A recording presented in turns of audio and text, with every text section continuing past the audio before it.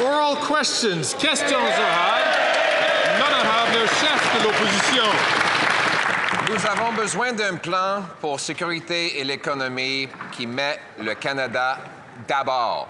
Mais le premier ministre a su depuis des mois que M. Trump menaçait les tarifs et aujourd'hui, il n'y a pas de plan, sauf qu'un appel de Zoom, Monsieur le Président. Pas de plan pour renverser la libéralisation de drogue qui a autant inquiété les Américains. Pas de plan pour renverser le chaos que le premier ministre a causé à nos frontières. Pas de plan pour annuler les hausses de taxes et impôts qui nuisent à notre économie pendant cette période d'incertitude.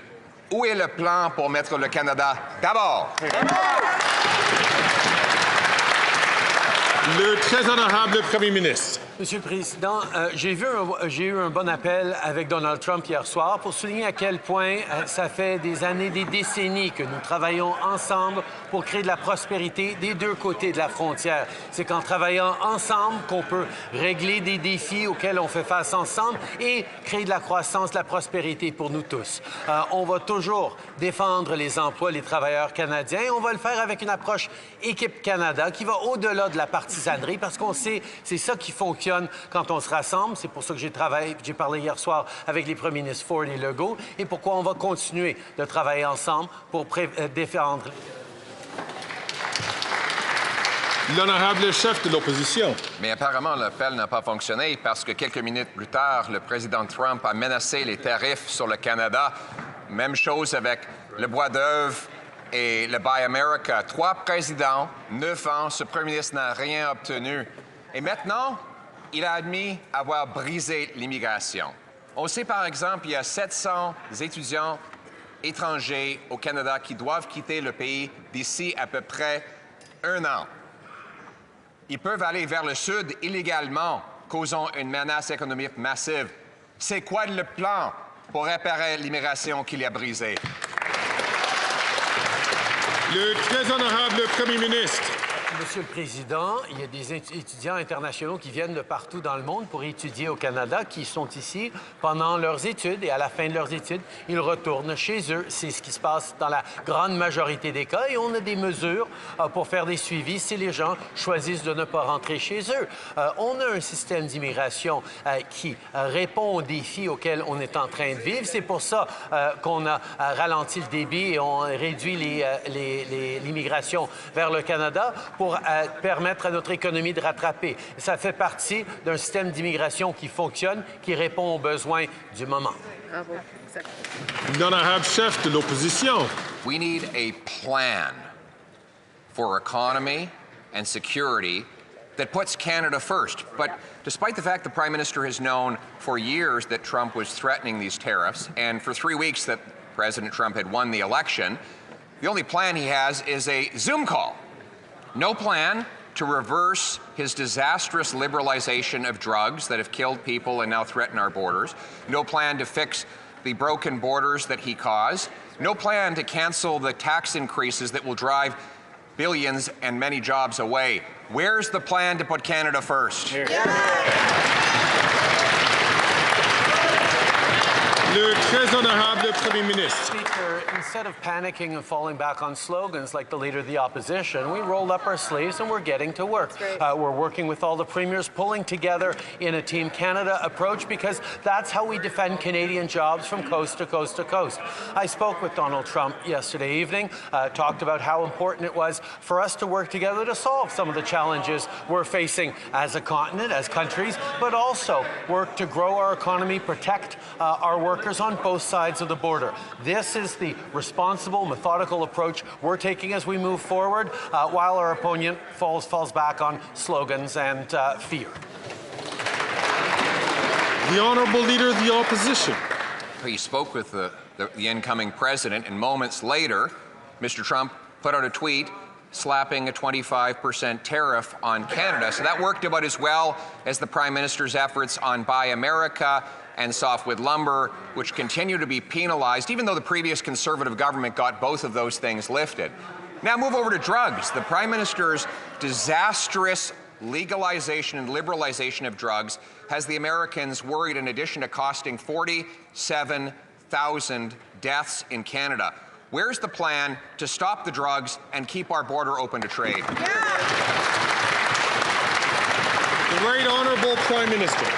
Mr. Speaker, once again, the Leader of the Opposition is just making stuff up. I clearly spoke with the President of the United States an hour and a half after he put out his suggestion on tariffs. The reality is we're going to continue to work constructively with the incoming administration to protect Canadian jobs, to protect Canadian growth, to take the responsible approach that isn't steeped in partisanship, that pulls together the Team Canada approach that stands up for Canadians instead of throwing our arms up and saying all is broken like the Leader of the Opposition.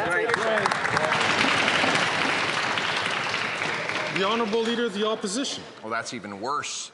The statement went out promising tariffs before they even got a chance to speak. It's kind of like him backing down on Buy America and backing down on softwood lumber, Mr. Speaker. Now let's move to the tariffs the Prime Minister wants to impose on our economy. Quadrupling the carbon tax to 61 cents a litre would cripple our economy.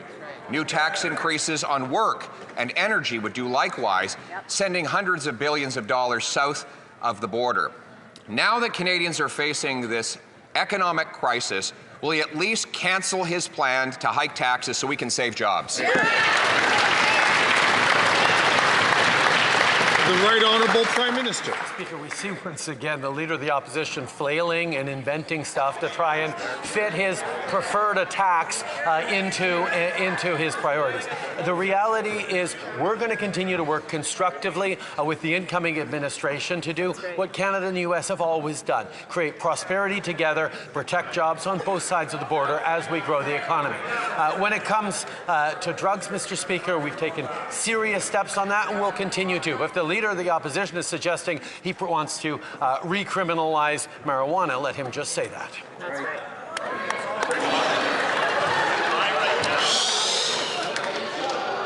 Order!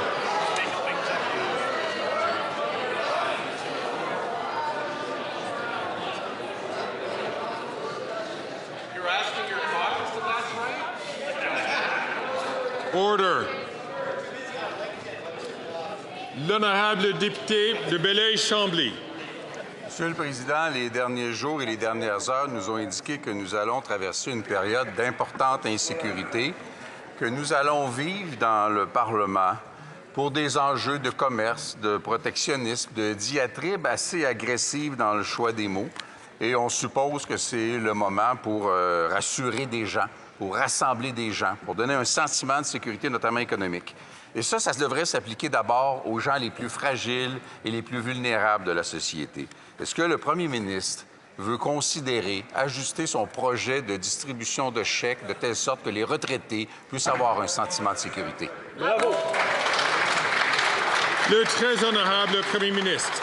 Monsieur le Président, nous reconnaissons à quel point les Canadiens en arrachent. C'est pour ça qu'on est en train de livrer un congé de taxes pour tout le monde, pour les prochains mois, sur l'épicerie, sur les vêtements pour les enfants, sur bien des choses sur lesquelles les gens dépensent régulièrement. On est aussi en train de regarder comment on peut reconnaître que les travailleurs à travers ce pays ont porté un lourd fardeau au fil des dernières années en protégeant l'économie, en investissant pour leur avenir, en appuyant leurs êtres chers. On veut reconnaître le travail et les défis auxquels font face les Canadiens qui travaillent fort. L'honorable député de Belleuil-Chambly. Monsieur le Président, avant les travailleurs actuels, il y en a eu d'autres. Des gens qui ont travaillé toute leur vie, qui ont payé des taxes et des impôts toute leur vie, qui n'ont pas de recours alternatif. Le gouvernement donne des chèques à des gens qui n'en ont pas besoin et n'en donne pas à ceux qui en ont le plus besoin. Ne convient-il pas que s'il diminue le seuil des chèques qu'il donne et qu'il donne cet argent-là aux retraités qui en ont besoin, tout le monde ici risque d'être d'accord avec cette grande amélioration de son projet? Bravo! Le très honorable Premier ministre. Président, tous les Canadiens en arrachent et de différentes façons. C'est pour ça que, par exemple, on est en train d'investir dans plus de places en garderie. On est en train d'investir avec une allocation canadienne aux enfants qui augmente à chaque année. On est aussi en train d'aider les aînés. On est en train d'aider les aînés avec des soins dentaires, avec une augmentation du supplément de revenu garanti en 2015 de 10 avec une augmentation de la pension de vieillesse pour les aînés plus âgés que 75 ans. On veut aussi être là pour d'autres catégories de Canadiens, comme ceux qui travaillent fort et qui en arrachent eux aussi. C'est pour ça qu'on va de l'avant avec cette initiative. The honourable member from Burnaby South. Donald Trump's threats of tariffs could threaten hundreds of thousands of Canadian mortgage-paying jobs. The only thing a bully responds to is strength. So where is our plan to fight back? Where is the war room? Where is a concrete plan to bring our issue before CUSMA? Why isn't the Prime Minister fighting like hell for Canadian jobs? Hear, hear. Hear, hear. The Right Honourable Prime Minister. Mr. Speaker, rather than panicking, we're engaging in constructive ways to protect Canadian jobs like we have before. I don't think the idea of going to war with the United States is what anyone wants. What we will do is stand up for Canadian jobs, as we have before, as we will continue to. Stand up for the prosperity we create when we work together. Stand up for the challenges that we're facing, that we're protecting Canadians from. There is work we can do together. That is the work we will do, seriously, methodically, but without freaking out the way the leader of the NDP seems to be.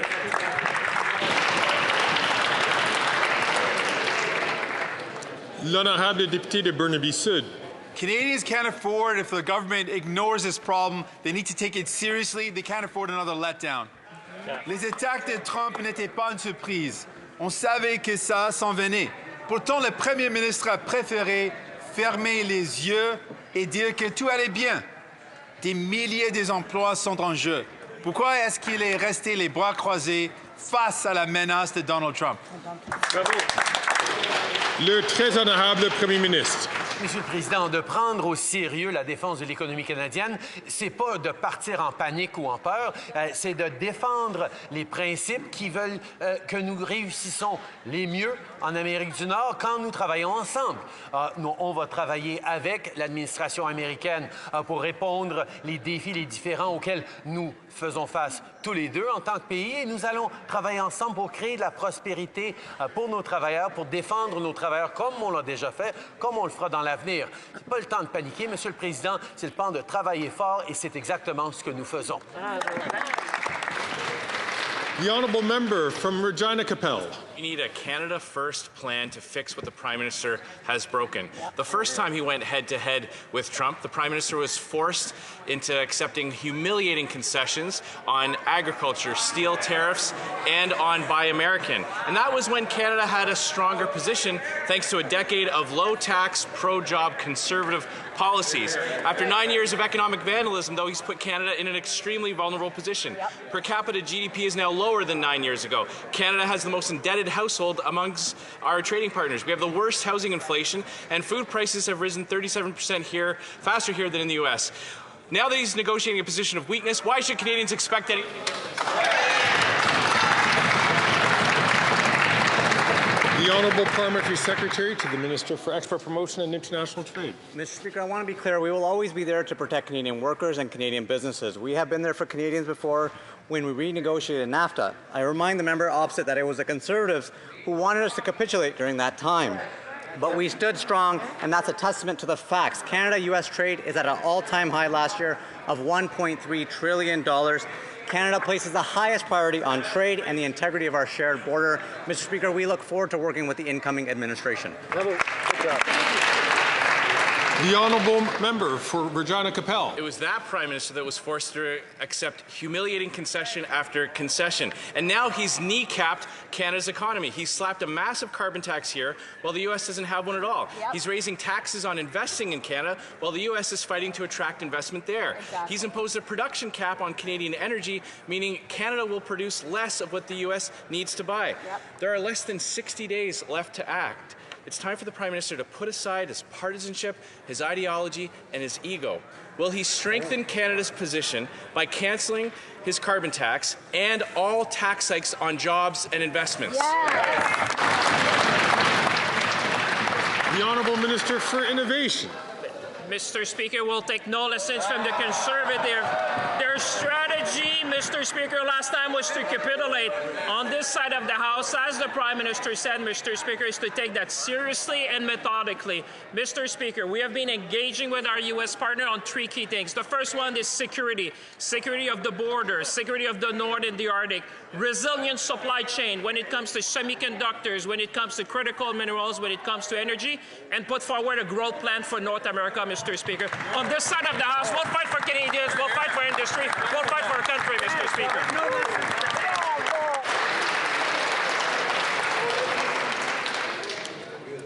The Honourable Member for Thornhill. Everywhere we look, we find more evidence of economic carnage, and now we're up against the biggest economic and security superpower, and this government has no plan. We need a Canada First plan to fix what the Prime Minister broke. When he took office, our GDP per capita was 81% of the U.S.'s. Now it's fallen to 73%. It's a made-in-Canada problem, and it's not about vibes. It's driven by higher taxes, higher spending, higher regulation, and this government's economic vandalism. Faced with the threat of tariffs, when are they going to stop the vandalism and start fixing the crisis so Canadians have a chance? The Honourable Parliamentary Secretary to the Deputy Prime Minister, Minister of Finance. Mr. Speaker, when the Conservative Party of Canada wanted us to back down during the last round of NAFTA negotiations, we stood up for Canada. We stood up for Canadian workers. We stood up for the steel workers in Canada, Mr. Speaker. We stood up for Canadian auto workers. We stood up for our farmers and agricultural workers, Mr. Speaker. They want to know what the plan is. We plan on doing it again and getting a win-win for Canada and the United States.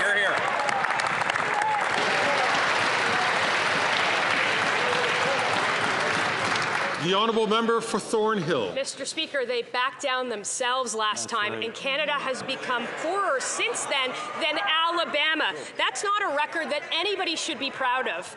Our productivity gap with the U.S. costs every Canadian $32,000 a year. Average return on investments are 35% higher in the U.S. than in Canada. Our government's plan to quadruple the carbon tax, they doubled housing prices, they increased taxes on work and investment. With the threat of crippling tariffs, will the Prime Minister end all of the tax increases so Canadians stand a chance?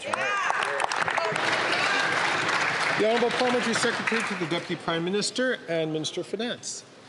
Mr. Speaker, we have an excellent relationship with the United States, a relationship that is mutually beneficial. We do enormous amounts of trade with the United States, and the United States depends on Canada for much of its energy supply, Mr. Speaker. They want to know what the plan is. The plan is to continue to work with the United States in order to protect Canadian jobs, in order to protect the Canadian economy and make it grow for everyone. That's right. Hear, hear. L'honorable député de Mégantic-l'Érable. Après 9 ans de ce premier ministre, on a besoin d'un plan pour mettre le Canada d'abord et mettre fin à son vandalisme économique. Il a brisé le système d'immigration, il est incapable de protéger la frontière, il a ruiné notre économie avec une énorme dette et en plus, nos jeunes ont perdu tout espoir de s'acheter une maison. Quel est le plan du premier ministre pour mettre le Canada d'abord et protéger l'avenir de tous les jeunes Canadiens? L'honorable ministre de l'Innovation. Monsieur le Président, on ne prendra aucune leçon des conservateurs. La dernière fois qu'ils nous avaient proposé une stratégie, c'était de capituler face aux Américains, Monsieur le Président. De ce côté-ci de la Chambre, on va faire les choses sérieusement et méthodiquement. Comme l'a indiqué le Premier ministre, Monsieur le Président, ça fait des mois qu'on parle de nos homologues américains. On parle d'enjeux comme la sécurité de la frontière, la sécurité de l'Arctique, la sécurité du Nord. On parle de la résilience de nos chaînes d'approvisionnement dans les semi-conducteurs, dans les minéraux critiques, dans l'énergie. Et troisièmement, Monsieur le Président, on présente un plan de croissance pour l'Amérique du Nord. On sera toujours là pour défendre nos travailleurs, notre industrie et évidemment le Canada. Merci, Monsieur le Président. L'honorable député de Mégantic-l'Érable. Ce que l'on sait, Monsieur le Président, c'est qu'après 9 ans, ce premier ministre a échoué méticuleusement et régulièrement. Quel est son plan pour mettre le Canada d'abord? Parce qu'il a échoué à la frontière, il a échoué pour le bois d'œuvre, il a créé le chaos dans le système d'immigration, il a voulu effacer notre identité de nos passeports, il est responsable de la hausse du panier d'épicerie qui a augmenté 37 % plus rapidement qu'aux États-Unis. La vraie question, Quel est le plan du premier ministre pour mettre les Canadiens en premier? L'honorable ministre de l'Innovation. Monsieur le Président, ce que les conservateurs voudraient évidemment pas parler, c'est le record d'investissement que le Canada a reçu en 2023, Monsieur le Président. L'an dernier, Monsieur le Président, le Canada a reçu près de 60 milliards d'investissements. Imaginez, Monsieur le Président, des investissements records, par exemple, dans le domaine de l'automobile, des investissements records dans le domaine des minéraux critiques, des investissements records dans le domaine de l'énergie, Monsieur le Président. Le Canada devient le partenaire stratégique de choix dans l'industrie décarbonisée. Le Canada sera un leader dans l'intelligence artificielle et le quantique. Le Canada sera un leader dans l'énergie nucléaire. Monsieur le Président, le Canada sera le pays du 21e siècle. L'honorable député de Saint-Hyacinthe-Bagotte. Monsieur le Président, Donald Trump veut imposer un tarif de 25 % sur tous les produits québécois et canadiens. Ce serait une catastrophe, y compris pour les Américains. D'abord, saluons que le premier ministre ait accepté de rencontrer ses homologues du Québec et des provinces dès demain. Mais il devra présenter une démarche claire. Il faut immédiatement protéger la gestion de l'offre avec C-282. Il faut qu'Ottawa démontre qu'il ne pliera pas concernant notre bois, notre aluminium, notre aérospatial et l'ensemble de l'économie québécoise. Devant ses homologues, est-ce que le premier ministre va se présenter avec un plan? Oui. L'honorable ministre de l'Innovation. Monsieur le Président, je remercie mon collègue pour son importante question. Comme l'a indiqué le premier ministre plus tôt, Monsieur le Président, il y aura une rencontre avec les premiers ministres, dont le premier ministre Legault. Et évidemment, Monsieur le Président, on se tiendra toujours debout pour nos travailleurs dans le domaine de l'aérospatial, pour nos travailleurs dans le domaine de l'aluminium, pour l'industrie, par exemple, des batteries qui est naissante au Québec, Monsieur le Président. C'est clair que maintenant, ce qu'on doit faire, c'est pas la panique, Monsieur le Président, mais c'est de travailler avec Équipe Canada, de mettre de l'avant les avantages comparatifs du Canada et de s'assurer qu'on défend l'ensemble de nos industries et l'ensemble de nos travailleurs. L'honorable député de Saint-Hyacinthe-Bagotte. Mais, Monsieur le Président, les tarifs de Trump, c'est pour forcer le Canada à resserrer ses frontières contre l'immigration illégale et le trafic de drogue. Ça fait des années que le Québec exige qu'Ottawa corrige sa passoire de frontières. Il a même déployé la SQ. Ça fait des années que le Bloc québécois talonne Ottawa au sujet des passeurs et du crime organisé. Avant même l'élection de Trump, on exigeait déjà plus de ressources aux frontières. Et malgré tous ces avertissements-là, Ottawa n'a rien fait. Puis là, notre économie se retrouve aujourd'hui menacée par les tarifs de Trump. Est-ce qu'ils comprennent maintenant qu'il faut agir aux frontières? L'honorable ministre de la Sécurité publique. Monsieur le Président, c'est pas seulement maintenant que nous avons compris l'importance d'appuyer nos forces de l'ordre, la GRC et les services frontaliers. C'est précisément ce que nous avons fait depuis les 9 dernières années. Nous avons exactement les mêmes intérêts que les Américains afin de s'assurer que la frontière est sécure, l'intégrité de nos frontières, de permettre aux Canadiens de choisir qu'est-ce qui arrive au Canada. C'est la même chose pour les États-Unis. Il y a une histoire de collaboration quotidienne avec les Américains et c'est précisément ce que nous allons continuer de faire. L'honorable député de Saint-Hyacinthe-Bagotte. Et là, il va falloir que le premier ministre annonce qu'il prend enfin ses responsabilités aux frontières. Il va falloir qu'il annonce comment il va boucher les trous de sa passoire frontalière d'ici janvier. C'est le strict minimum. Après avoir abdiqué ses responsabilités, malgré les avertissements répétés des Québécois. Les passeurs et le crime organisé font la pluie et le beau temps aux frontières depuis des années. Et aujourd'hui, le fruit de l'inaction du premier ministre, c'est les tarifs de 25 % qui menacent l'économie du Québec. Est-ce que le premier ministre va enfin annoncer qu'il déploie des ressources suffisantes aux frontières? L'honorable ministre de la Sécurité publique. Monsieur le Président, encore une fois, nous avons toujours appuyé des ressources suffisantes pour appuyer le travail extraordinaire que font la GRC, les services frontaliers, avec leurs partenaires dans les corps policiers, que ce soit la Sûreté de Québec, au Québec, que ce soit leurs partenaires américains. Et bonne nouvelle, Monsieur le Président, nous allons continuer de s'assurer qu'ils ont les technologies et le personnel nécessaire et nous allons appuyer davantage ces technologies et ces personnels-là pour s'assurer qu'ils puissent continuer à faire le travail qu'ils font déjà d'une façon exceptionnelle. The honourable member for Fort McMurray, Cold Lake. We need a Canada First plan to fix what the Prime Minister broke on the addiction crisis and illegal drugs.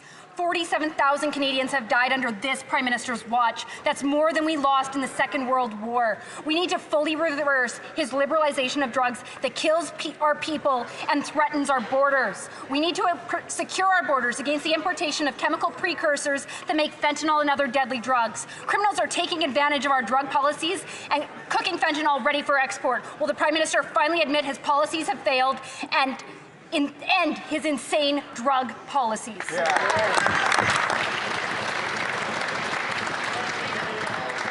The Honourable Minister for Mental Health and Addictions. Mr. Speaker, every life lost due to the illicit toxic drug supply in this country is a tragedy for families and for communities.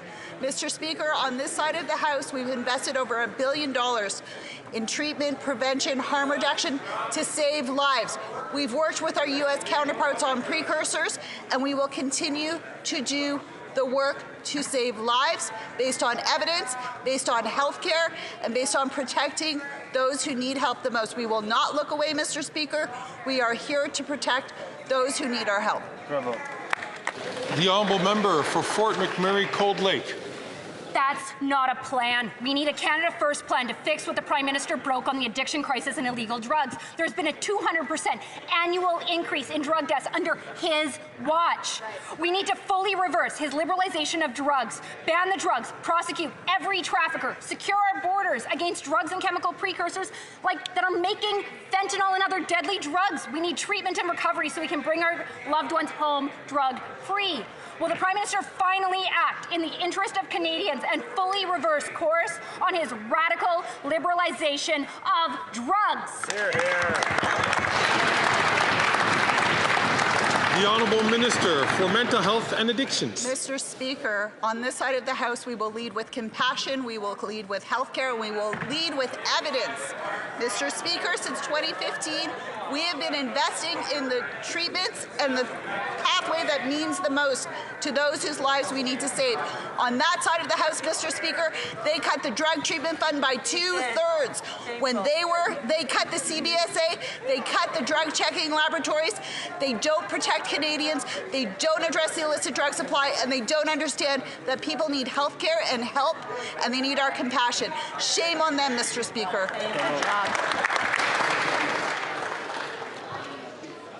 The Honourable Member for Simcoe North. The Prime Minister's economic report card is in. Canadians have the highest consumer debt in the G7. House prices have doubled. Per capita income is lower today than it was 10 years ago, and the average Canadian makes $30,000 less than their American counterpart. All as a result of this Prime Minister's economic vandalism. And in the face of economic uncertainty and global trade imbalances, this Prime Minister's plan is to increase taxes on job creators, entrepreneurs, and farmers. Will he enact a Canada First plan and stop these tax increases to keep our jobs and investment at home? The Honourable Parliamentary Secretary to the Deputy Prime Minister and Minister of Finance. Maybe that Conservative member missed the memo. We're actually taking federal taxes off, Mr. Speaker. We're taking the GST off of everyday goods in order to help Canadians. We are wondering on this side of the House how the Conservatives could be against a tax break for Canadians. This will put more money back in their pockets, Mr. Speaker, right around the holidays when they need it most. Mr. Speaker, this policy is good for Canadians, it's good for the economy, it's just bad for Conservatives. The Honourable Member from Simcoe North. Mr. Speaker, if the government doesn't want to listen to Conservatives, maybe they'll listen to economists at National Bank who found that real GDP has contracted 4% since 2022. This is unprecedented outside of a recession. It's a made in Canada, per person GDP recession caused by the economic vandalism of this Prime Minister's policies, whose only plan is to increase taxes on everybody, farmers, physicians, entrepreneurs, and all people who want to invest in Canada. When will the Prime Minister enact a Canada First plan to keep jobs and investment in Canada and our Canadians at home? Hear, hear, hear. The Honourable President of the Treasury Board. what my honourable colleague doesn't quite understand is that we do have a Canada First policy. That's why we have the lowest net debt to GDP ratio in the G7. That is why we have a AAA credit rating. That is why we have inflation being decreased not once, not twice, but 3 times to 1.6% in September, Mr. Speaker. And at the same time, we have supports for Canadian, for example, the tax holiday and supports for 18 million workers come this spring, Mr. Speaker. On this side of the House, we have the balance right, and we have a Canada First policy for Canadians. The honourable member for Edmonton Strathcona. Once again, the Liberals have failed Canadians that need help most. People living with disabilities, students, and seniors have been abandoned by the Liberals' rebate program. My constituents are rightly furious. And Mr. Speaker, I can tell you that the students, the seniors, and the people living with disabilities in Edmonton Strathcona are not feeling the vibe right now. They are really, really struggling. And of course, the Conservatives would do nothing but cut these programs for Canadians. Will the minister fix this program and get help for those who need it the most? Hear, hear.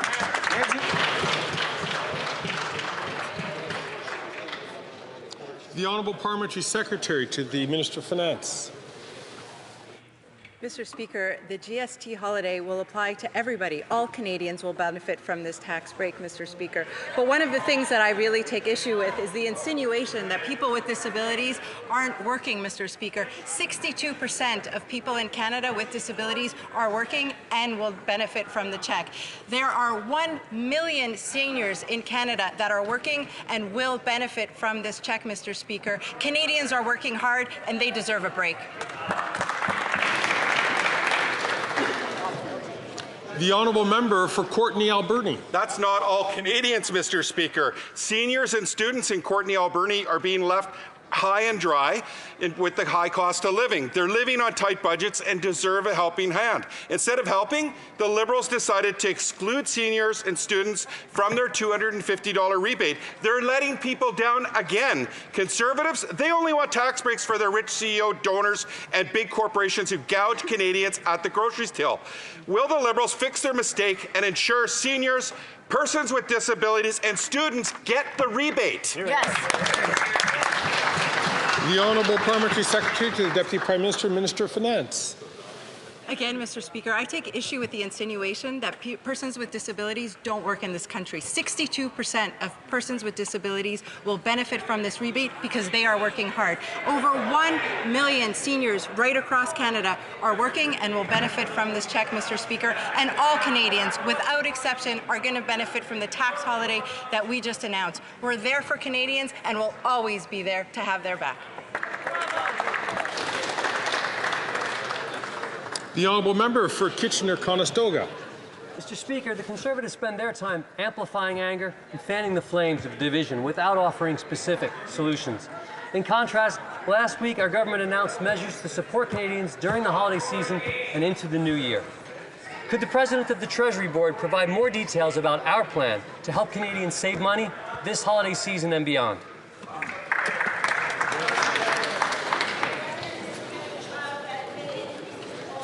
I would invite the honourable minister. I'd invite the honourable minister to wait until she's addressed. The honourable President of the Treasury Board.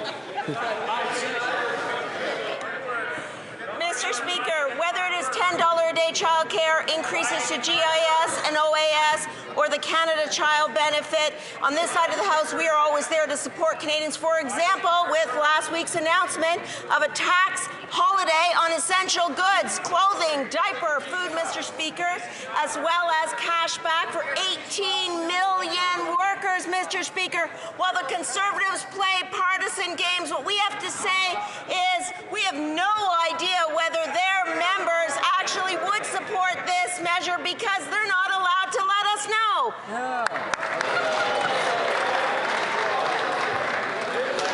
And I encourage all members not to take the floor unless they are addressed by the chair. The honourable member from Chilliwack Hope. After 9 years, we need a Canada First plan to fix what this Prime Minister has broken. Our standard of living has plummeted compared to the United States. The last thing Canada needs is a capital gains tax hike on our farmers, doctors, home builders and small businesses, but that's exactly what this Prime Minister is proposing. His tax hikes will drive investment, jobs, doctors and food production out of this country at a time when we can least afford it. With the threat of U.S. tariffs on the horizon, why won't the Prime Minister stop making things worse and cancel his reckless tax increases on Canadian jobs and investment? The Honourable Parliamentary Secretary to the Deputy Prime Minister and Minister of Finance. It was this Liberal government that reduced taxes on the middle class not once, but twice, Mr. Speaker, and the Conservatives opposed that measure on both occasions. Now, Mr. Speaker, we're coming with a tax break for the holidays. That's going to mean more money in the pockets of Canadians, and yet again, the Conservatives are opposing this measure. Mr. Speaker, do the Conservatives really believe the talking points that they're saying? Mr. Speaker, if they did, they would vote in favour of a tax break for Canadians. That's what we've put on the table. How are they going to vote? The Honourable Member for Chilliwack Hope. Taxing farmers drives up food costs. Taxing doctors means it's harder to find one. Taxing home builders means fewer homes. Taxing small businesses means fewer paychecks. Raising capital taxes means less investment in the tools we need to halt the decline in our standard of living. Jobs and livelihoods are on the line. With the threat of U.S. tariffs coming down the tracks, will the Prime Minister give Canadian workers a fighting chance by cancelling his destructive tax increases on jobs and investment? Common sense. The Honourable Minister for Innovation. Mr. Speaker, I like very much the member, but let me inform him about a couple of things. Mr. Speaker, when it comes to jobs and investment, Canada received the largest investment in Onta's history, Mr. Speaker, $19 billion, the largest investment in 75 years. Canada also received the largest investment in Dow Chemicals history. 127 years, Mr. Speaker, an investment of $10 billion in Alberta. Mr. Speaker, we received the largest investment in 139 years of BHP in Saskatchewan, Mr. Speaker, $22 billion. Canada is the envy of the world, Mr. Speaker. Let's talk up Canada and stop saying things like he said.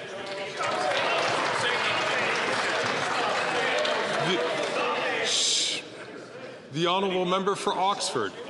Mr. Speaker, we have learned from this government's own immigration documents that nearly 5 million people, 5 million people will have their temporary visas expire next year.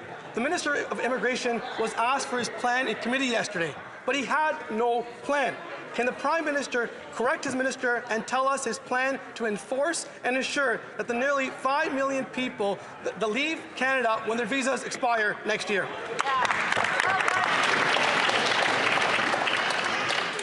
The Honourable Minister for Immigration, Citizenship and Refugees. Let's examine the latest round of hysteria from the Leader of the Opposition, Mr. Speaker. We're talking about 4.9 million documents that apply, sometimes many to one person. These are tourists. These are people, the vast majority of whom leave the country, including artists that come to this country, including Bruce Springsteen and others. Meanwhile, when people's visas expire, Mr. Speaker, they are expected to leave. If they are not, they will be removed at the same time the Leader of the Opposition is walking around with the member of Edmonton Millwoods promising not to deport people.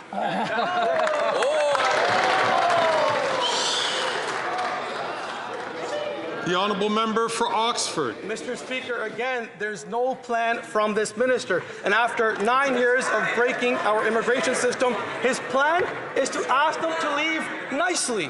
And now they're staring at 25% tariffs on all Canadian goods that will crush our Canadian workers and cripple our economy. We need a Canada First plan that fixes the immigration system and ensures that the 5 million people will leave when their visas expire next year. When will we see that plan? Good job.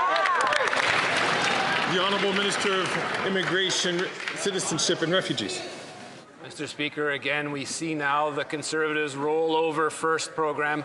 They're talking about people that are here that do routinely leave the country. They come in as tourists. It includes a vast array of people. He's answering an OPQ question that they posed us. We were very precise in the answers they gave it. Sometimes it's not 5 million people, Mr. Speaker. It's a number of documents attached to the same person. So let's park the hysteria. Let's talk about real things. Let's talk about the managed plan to migration that is actually doing very well in this country, according to Canadians. Hear, hear.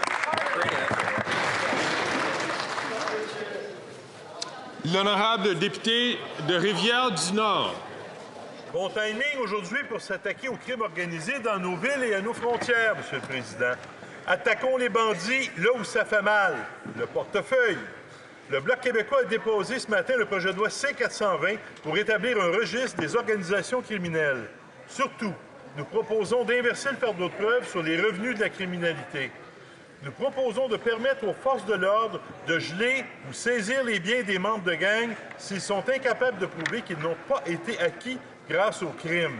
Le gouvernement va-t-il nous appuyer? Qu'est-ce qu'ils en pensent? L'honorable ministre de la Sécurité publique. Monsieur le Président, nous sommes toujours ouverts à appuyer des bonnes idées quant à appuyer nos forces de l'ordre pour lutter contre le crime organisé. Il y a déjà des dispositions dans le Code criminel qui permet aux tribunaux, aux forces de l'ordre et ensuite aux tribunaux de saisir des biens ou des comptes de banque qui ont été des fruits de la criminalité. Cependant, si mon collègue propose d'autres suggestions, évidemment, nous serons tout à fait ouverts à regarder qu'est-ce qu'on peut faire pour toujours appuyer le travail important des forces policières. L'honorable député de Rivière-du-Nord. Facile, Monsieur le Président, inverser le fardeau de preuve. Je le réitère, aujourd'hui, le fédéral a tout intérêt à montrer qu'il prend le problème du crime organisé au sérieux. Les Américains nous écoutent. Notre projet de loi C-420 facilite le dépôt d'accusations contre les membres de gangs criminels et surtout, il donne des nouveaux outils aux policiers pour saisir les revenus de la criminalité avant qu'ils ne disparaissent. C-420 rend la participation au crime plus dangereuse et moins payante. C'est un message fort envoyé au crime organisé, tant dans nos rues qu'aux frontières. Est-ce que le gouvernement va nous appuyer? L'honorable ministre de la Sécurité publique. Encore une fois, Monsieur le Président, je remercie mon collègue pour l'idée que c'est important d'appuyer nos forces de l'ordre, d'appuyer nos procureurs et de s'assurer qu'il n'y a personne qui profite du crime et surtout du crime organisé. Nous reconnaissons le travail important que font la GRC avec des partenaires, que ce soit le Sûreté de Québec, Police provinciale de l'Ontario, des corps policiers municipaux. Il y a déjà des dispositions dans le Code criminel. Alors, le procureur général et moi, nous allons toujours regarder des bonnes idées pour améliorer et appuyer les forces policières à travers le pays. The honourable member for Selkirk Interlake Eastman. We need a Canada plan first to fix the Prime Minister's what he's broke in the Canadian Armed Forces. Under this Prime Minister, our warships are rusting out, our fighter jets are worn out, our Army has been hollowed out, and our military is so short of soldiers, sailors, and air crew that our troops are burnt out, and we're short 15,000 troops. Even his own defense minister described the state of our military as being in a death spiral. Defense procurement has gotten so bad under these Liberals that they can't even supply the ammunition that Canada and our friends need. Why has the Prime Minister turned Canada into an unreliable ally? The Honourable Minister for National Defence. Thank you, Mr. Speaker. You know, all of us remember the last time the Conservatives talked about a Canada First defence policy, and we also remember what you did. What they did, Mr. Speaker, they gutted the defence budget. They reduced defence spending to less than 1% of our GDP for only the first time and only time in Canada's long history. And in the last 9 years, as we have doubled defence spending, those Conservatives have voted against every single dollar, just as they voted against support for Ukraine. Mr. Speaker, standing up for the Canadian Armed Forces may require the Conservatives to stand up to their leader.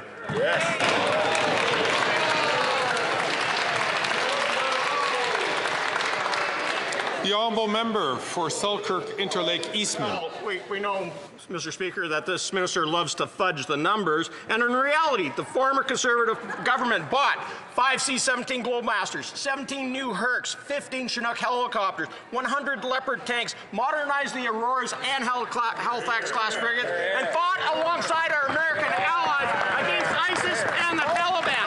Well, the Prime Minister reverses $2.7 billion cut to our armed forces and finally invest in our troops and put Canada's interests first.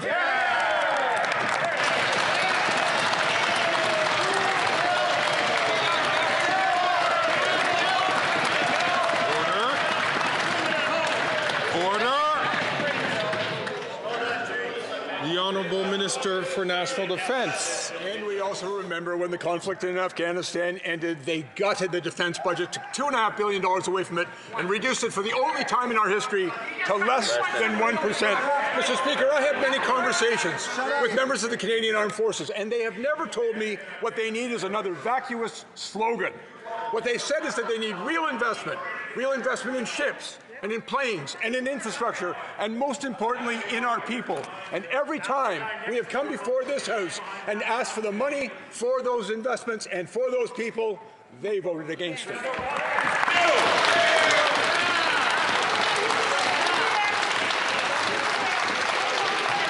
Order. À l'ordre, s'il vous plaît. L'honorable député de Charlebourg, Haute-Saint-Charles. Monsieur le Président, ce Premier ministre a démoli nos forces armées en prenant de mauvaises décisions, en gaspillant constamment les ressources en approvisionnement. Une chose qu'il pourrait faire aujourd'hui serait d'annoncer l'annulation des coupures d'1 milliard de dollars dans le budget du ministère de la Défense, puis de présenter un véritable plan pour réaffecter l'argent avec des priorités qui visent à la reconstruction des forces armées canadiennes et au renforcement de notre sécurité militaire en Amérique du Nord. Après 9 ans de gaspillage et de très mauvaises décisions pour notre défense nationale, est-ce que le Premier ministre a un plan pour un Canada d'abord? L'honorable leader du gouvernement à la Chambre des communes.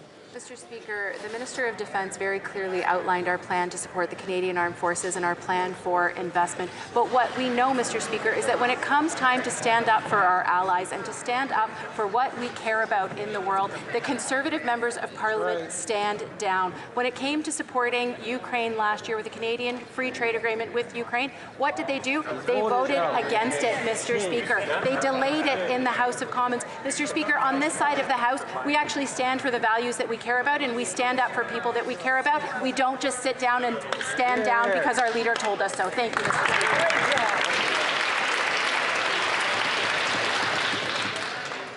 L'honorable député de Madawaska-Restigouche. Merci, Monsieur le Président.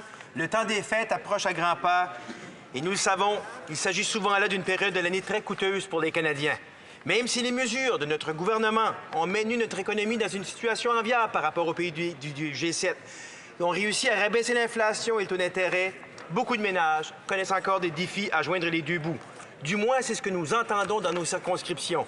Le ministre pourrait-il nous informer des raisons pour lesquelles le chef conservateur devrait donner la parole aux membres de son caucus afin de laisser parler au nom de leurs électeurs et voter en faveur de notre plan visant à remettre plus d'argent dans les poches des Canadiens? L'honorable ministre des Anciens combattants. Merci beaucoup, Monsieur le Président. Je tiens premièrement à remercier mon ami et mon collègue de Madawaska-Restigouche. Contrairement du chef du Parti conservateur du Canada, qui pense toujours aux coupures et l'austérité, de ce côté de la Chambre, Monsieur le Président, nous voulons appuyer les Canadiens et Canadiennes d'un bout à l'autre du pays. Et voilà pourquoi nous avons annoncé le congé de la taxe TPS. Monsieur le Président, nous voulons nous assurer que les Canadiens vont avoir la chance de vraiment qu'ils vont sauver des argents. Ce congé va les aider avec des couches, acheter des aliments préparés, des arbres de Noël, des jouets, des livres et même des visites au restaurant, Monsieur le Président. Nous serons toujours là pour appuyer les Canadiens d'un bout à l'autre du Canada. Merci. The honourable member for Calgary Forest Lawn. This desperate Liberal NDP government is bribing Canadians with a pricey gimmick. This temporary 2-month tax trick takes pennies off potato chips, yet adds more than $6 billion on top of this Prime Minister's inflationary deficit. Even the Prime Minister admits every extra dollar he puts into these handouts, it fuels inflation further.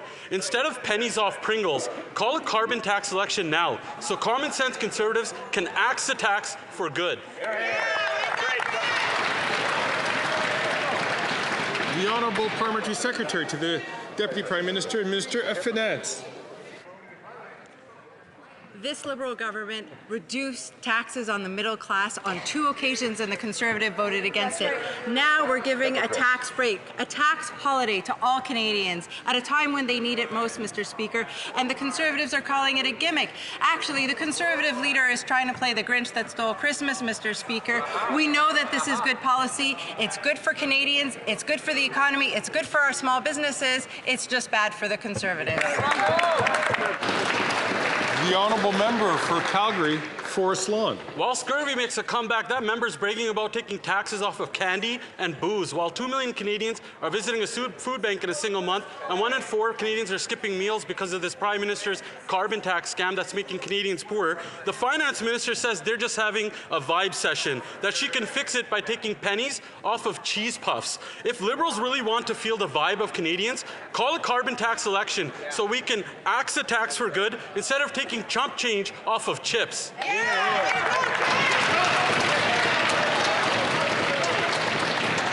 The Honourable Parliamentary Secretary to the Deputy Prime Minister and Minister of Finance. Canadian mothers and fathers want to understand why the Conservatives want to take away their $10 a day childcare. Young Canadians who want to buy a first home want to understand why Conservatives want to take away investments that will build 750,000 new homes, Mr. Speaker. And all Canadians want to understand why the Conservatives oppose a tax break, a tax holiday for all Canadians, which will leave more money back in their pockets, Mr. Speaker. It's time the Conservatives come clean. They're against policies that help Canadians. They're against policies that will help our economy. They're just in it for themselves. L'honorable député de Louis-Saint-Laurent. Monsieur le Président, le dernier tour de passe-passe fiscal de ce gouvernement ne passe pas. De partout, les gens s'offusquent devant cette approche libérale. Tiens, voici le témoignage d'un citoyen de Montréal. Je le cite. « Ces 2 mesures ne sont pas structurantes. Il n'y a pas de vision à long terme. Ça risque d'avoir un impact minime pour certains nombres de personnes avec un coût extrêmement élevé de 6,3 milliards de dollars. Je me demande bien comment cette décision a été prise. » Savez-vous qui a dit ça, Monsieur le Président? Le député d'Honoré Mercier, l'ancien ministre des Transports et ancien lieutenant politique du Québec. Est-ce que l'actuel lieutenant politique du Québec est d'accord avec son prédécesseur qui, lui, a compris le gros bon sens?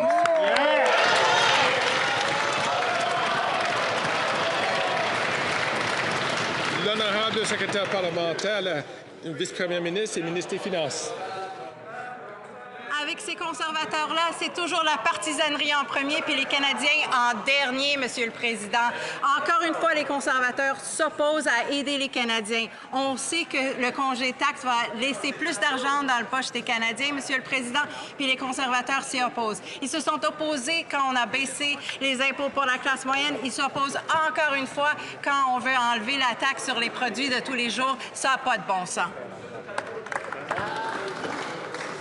The Honourable Member for Guelph. Mr. Speaker, this week is National Addictions Awareness Week. It's a time for all of us to raise awareness as well as challenge stereotypes towards addiction. On this side of the House, we know addiction is a health condition and deserves to be treated like one in order to save lives.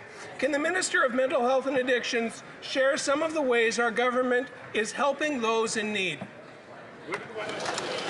The Honourable Minister for Mental Health and Addictions. Mr. Speaker, since 2017, our government has committed over $1 billion to support the work with provinces and territories to save lives and address those who struggle with addiction. We know that doing this work with community organizations, local healthcare providers, and communities, Mr. Speaker, whether they're municipalities or Indigenous communities, is the way that we make it through to save lives and meet people at their hardest moments. We know we need more harm reduction and prevention. We know we need treatment services and recovery and aftercare, Mr. Speaker. We are there for Canadians. We need to open the door to those who struggle with addiction so they're not alone. The Honourable Member for Victoria. Mr. Speaker, everyday Canadians are scraping by while CEOs get richer. Liberals are letting Canadians down. They put an expiry date on their GST cut. And on the rebate, the Liberals' message to seniors, students, and people with disabilities is, you don't get a break. It's shameful. And the Conservatives, they only want tax breaks for billionaires, not parents who are just trying to keep up with their bills and grocery costs. Why won't this government make billionaires pay their fair share so that seniors and people on disability get a break? The Honourable Parliamentary Secretary to the Deputy Prime Minister and Minister of Finance. I appreciate the question from my colleague opposite. She knows very well that our government has done the most in order to ensure tax fairness throughout the country, Mr. Speaker. We have acted in order to ensure that the very wealthy pay their fair share, and we are helping Canadians, vulnerable Canadians that need our support, as well as working Canadians, Mr. Speaker. Working Canadians are going to receive a check in the spring, Mr. Speaker, and I certainly hope that the NDP will support it. The Honourable Member for Timmins James Bay. Asia Pulp and Paper and the Wajea family have a notorious track record. All of the alarm bells should have been sounding when their front company, Paper Excellence, showed up to get control of Canadian operations. Instead, this government laid out the red carpet. Now Asia Pulp and Paper controls vast sections of Canada's forests. Now, the Minister of Innovation brags that he's never taken any lessons. Well, obviously, he got played like a rube at the county fair. Why did this government abandon our workers, sell out our forests, and what are they going to do to protect our mills and our forestry communities? Good question. The Honourable Minister for Innovation. Mr. Speaker, I have a lot of respect for the member, but I think he should get his facts straight, Mr. Speaker. In fact, we stood up for our workers and for industry. In fact, Mr. Speaker, we had a national security review. And in fact, Mr. Speaker, they are bound by undertakings for years to come, Mr. Speaker, to protect the industry, to protect our workers, Mr. Speaker. When it comes to national security, we will always be on the side of Canadians, always make sure that we protect our national interests and our economic interests, Mr. Speaker. Chers collègues, j'aimerais tirer l'attention de tous les députés dans la présence, dans la galerie, dans les tribunes, d'une personne qui est un grand ami de ce Parlement et de notre pays. I wish to draw the attention of members to the presence of the gallery of a friend of this Parliament and certainly of our country, His Excellency Ruslan Stefanchuk, Chairman of the Verkhovna Rada, the Parliament of Ukraine.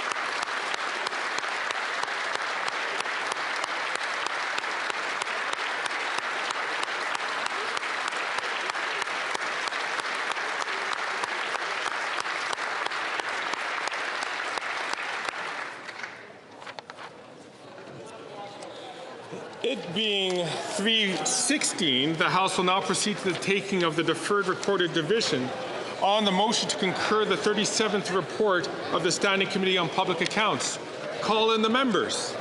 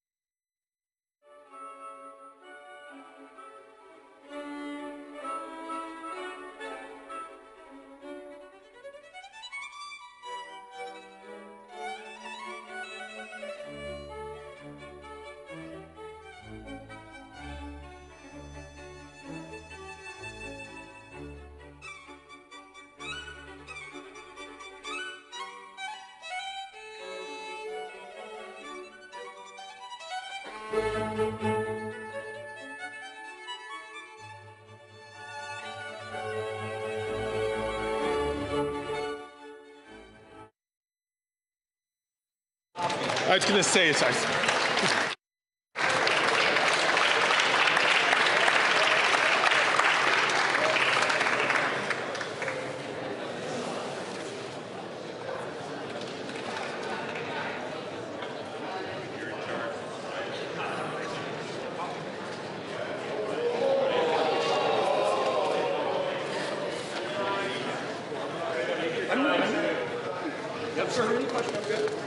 The question is as follows.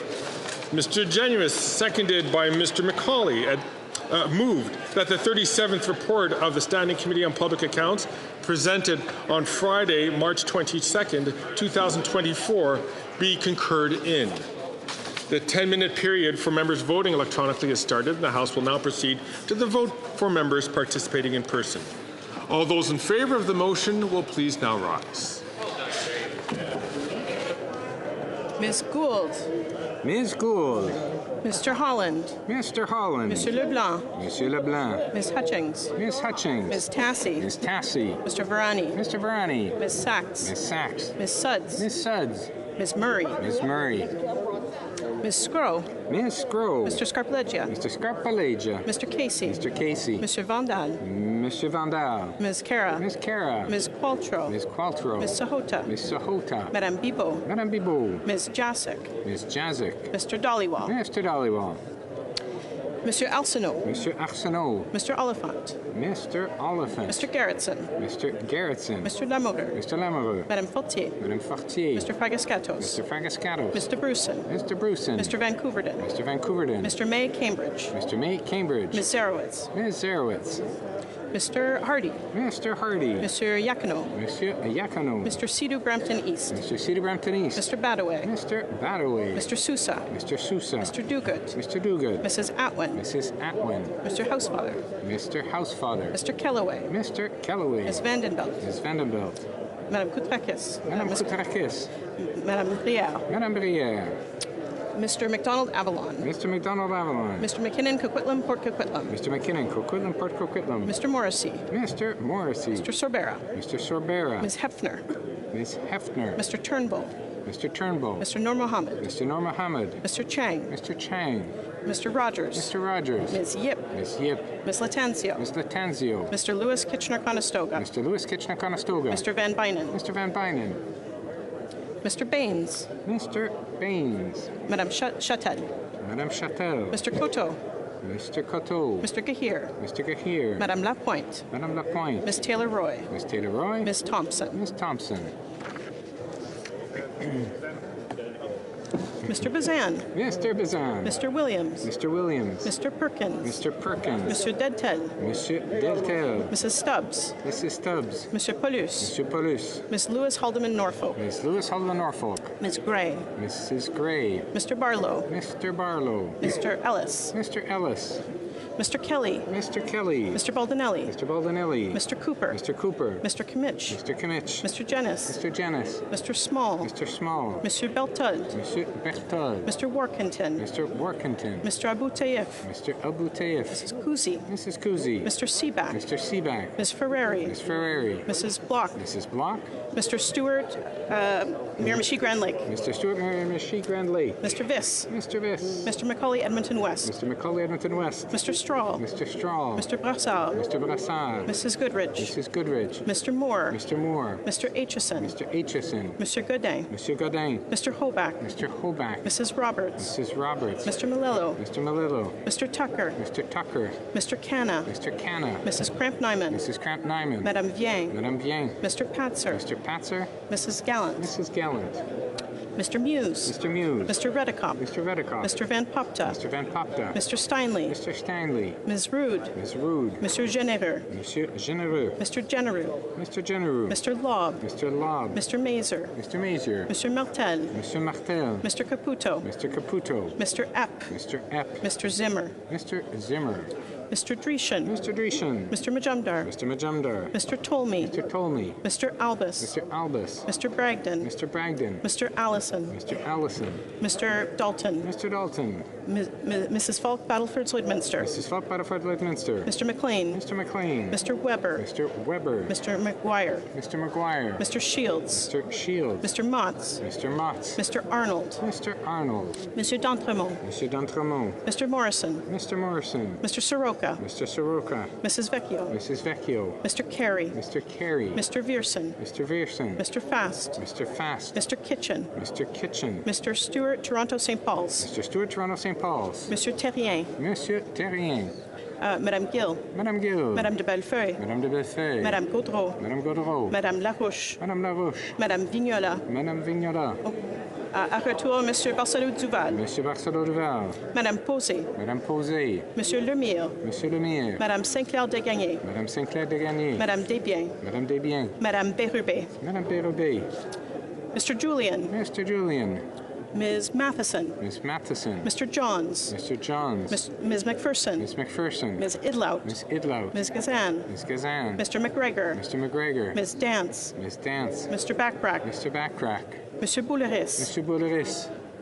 Ms. Barron. Ms. Barron. Mr. Desjardins. Mr. Desjardins. Ms. Zurillo. Ms. Zurillo. Ms. Kwan. Ms. Kwan. Ms. May Saanich Gulf Islands. Ms. May Saanich Gulf Islands. Mr. Morris. Mr. Morris. Que tous ceux qui s'opposent à la motion veuillent bien se lever.